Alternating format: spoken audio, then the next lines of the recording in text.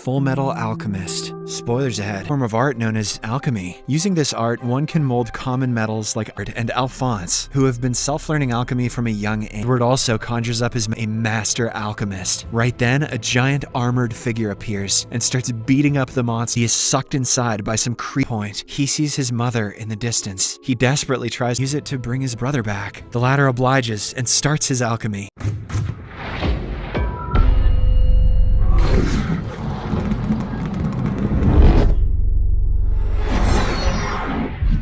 Called Full Metal Alchemist. Spoilers ahead. Watch out and take care.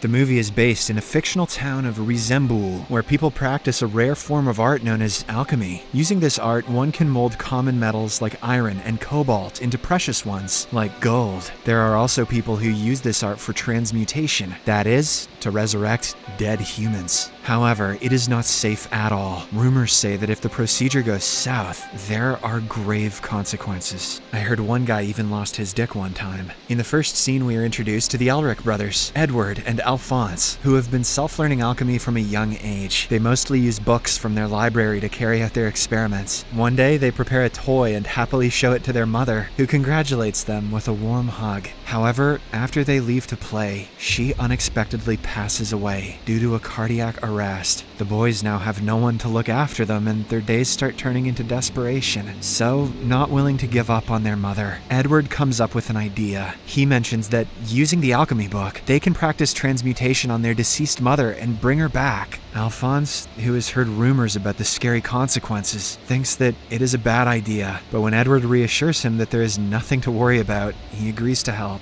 In the next scene, the two brothers start their preparations. They gather all the ingredients as per the book and place them at the center of the transmutation circle. As soon as they begin chanting the ritual, a dangerously large amount of energy starts forming around the house, which eventually turns into a vortex. At this point, the brothers finally realize that their experiments has gone awry, but it is too late. The vortex ultimately rips their house off and destroys everything in sight, even their dicks. Maybe. The movie then fast forwards by 20 years. An all-grown-up Edward is chasing after a priest with a mysterious red stone. It is revealed that the magical rock is capable of performing alchemy without the help of any ingredients. Hence, when the priest is cornered, he uses the stone to unleash stone pillars, forcing Edward to retreat. Following this, he summons several terrifying monsters from the underworld, and Edward also conjures up his magic spear, revealing that he has become a master alchemist. Right then, a giant armored figure appears and starts beating up the monsters one by one. He uses his immense strength and throws them around like rag dolls, but in the process, his helmet gets knocked off. Surprisingly, the armor has no head, and his body is completely hollow from the inside. Meanwhile, Edward finishes off the rest of the monsters and reveals that he too has prosthetic limbs. He then mentions that because of this trait in his body, everyone calls him the Full Metal Alchemist. The terrified priest tries running away from there, but Edward eventually catches up to him. He then strikes the priest with his prosthetic arm, causing the latter's red stone to get knocked off. Just when it appears as if he has completed his mission, the military, led by Colonel Mustang, arrives and apprehends both of them. Edward begs for the rock, which he calls the Philosopher's Stone, but Colonel Mustang quickly showcases that it is a fake.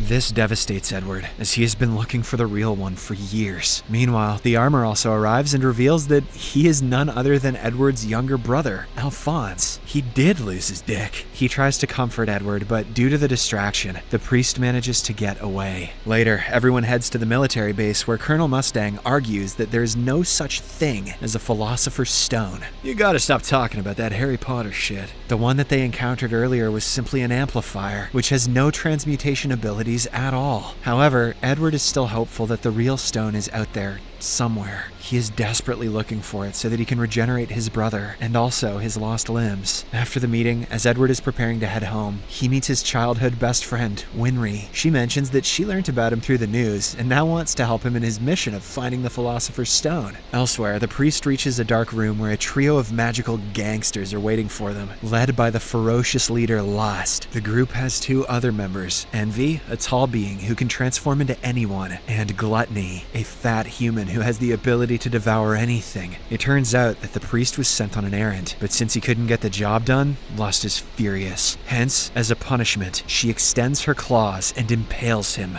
brutally. Once the priest is dead, Gluttony swoops in and eats him. Meanwhile, Edward is trying to get some sleep, but he keeps on having visions about the incident from 20 years ago. Right after the failed transmutation process, Edward is brought to the Gate of Truth, where all knowledge of the universe lies within. Then, the gate suddenly opens, and he is sucked inside by some creepy tentacles. Oh, Japan. Edward is sent flying through the universe, and at one point, he sees his mother in the distance. He desperately tries to reach out to her, but the next second, he is again brought outside the gate. However, now Edward has vast knowledge of alchemy and how to use it without the books. Right then, a transparent deity appears and introduces himself as God.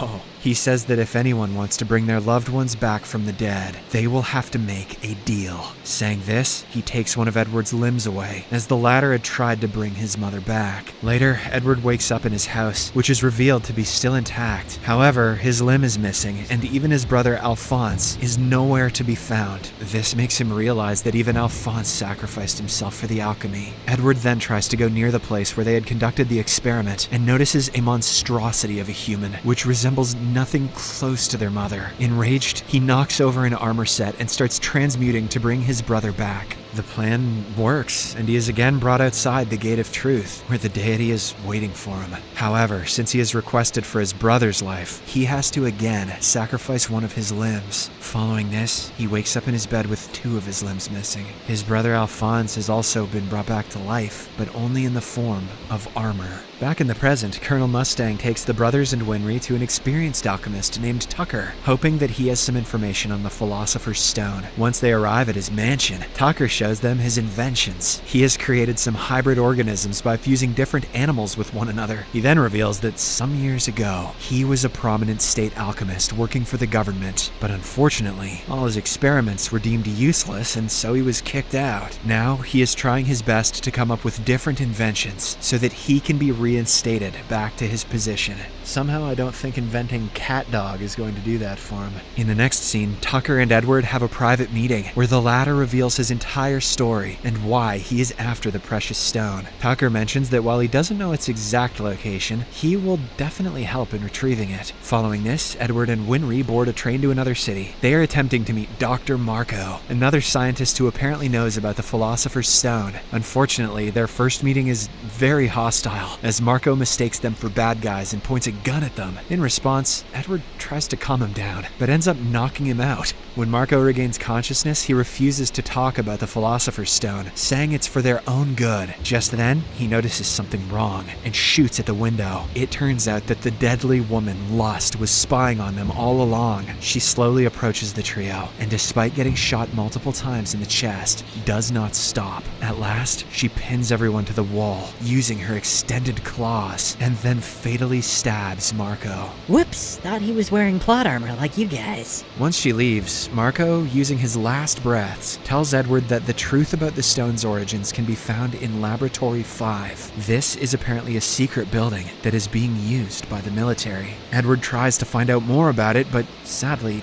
Marco passes away. After the incident, Edward rushes back to Tucker's mansion, only to find that he has created a unique creature that looks like a blend of a human and a dog. Tucker then reveals that he actually sacrificed his daughter and pet dog for the sake of his experiment. Furthermore, the previous creature was made from his wife's body parts. Hearing this, Edward gets enraged and starts beating Tucker up. He almost kills the mad scientist, but fortunately, Alphonse arrives in the nick of time and stops him. After Tucker is apprehended, Edward starts going through several books in hopes of finding out about Laboratory 5. However, even after weeks of research, he doesn't get a single clue. But one evening, as he is still in the library, the military general arrives there and reveals that Laboratory 5 is actually the nickname given to the military cannery that is no longer operational. Hearing this, Edward immediately summons his team and rushes there. Meanwhile, one of the senior captains of the military does additional research on Lab 5 and finds out that it is actually a large transmutation circle.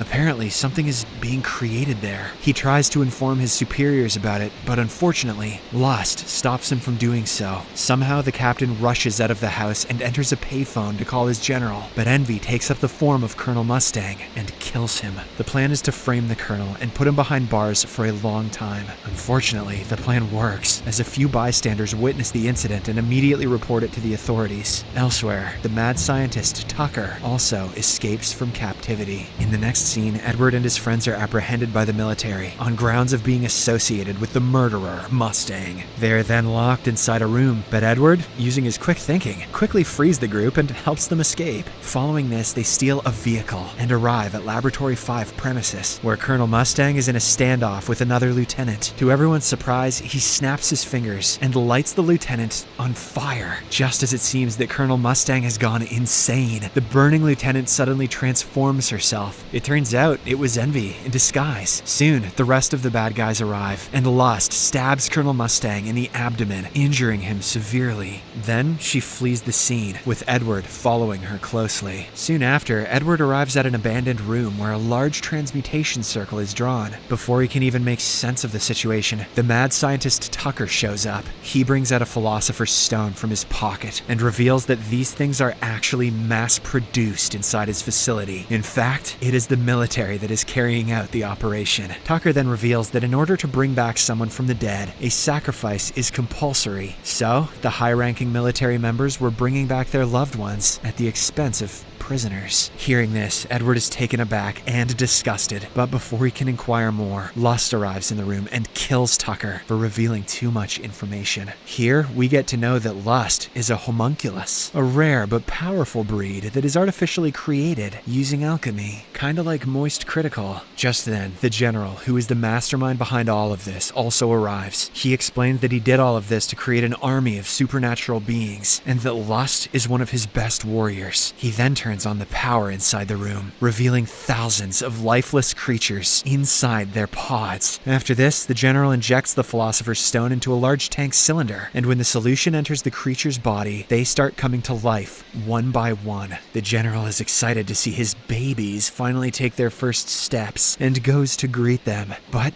to his dismay, they immediately corner him and start tearing him up. At the same time, the Colonel, Alphonse, Winry, and the other generals also arrive at the room and team up with Edward to take down the monsters. At first, they are easily outnumbered, and it appears as if they are going to be killed. But then, Colonel Mustang figures out that in order to finish off the creatures, they have to strike their heads. Using this technique, the group eventually starts making some kills. However, the creatures just keep on coming, so Edward and his team are forced outside. There, the battle continues, as Lust and her goons also show up. Colonel Mustang, who is still reeling from the earlier injury, somehow manages to conjure up all of his strength and unleash a deadly flame, which burns Envy and eventually kills him. After this, the Colonel turns his attention to Lust, but all of his attacks are futile. She keeps regenerating her body, even after being critically impaled through the chest. As Edward and the Colonel look on in astonishment, Lust reveals that she has a Philosopher's Stone embedded within her chest. This is why she has incredible strength and healing abilities. Unfortunately for her, she reveals the exact thing that she shouldn't have. Edward, Alphonse, and the Colonel gang up on her and unleash several attacks, and when she is distracted, the Colonel rips out the stone from her chest, killing her instantly. Meanwhile, Gluttony watches all this go down from a distance. Realizing that his comrades have been killed, he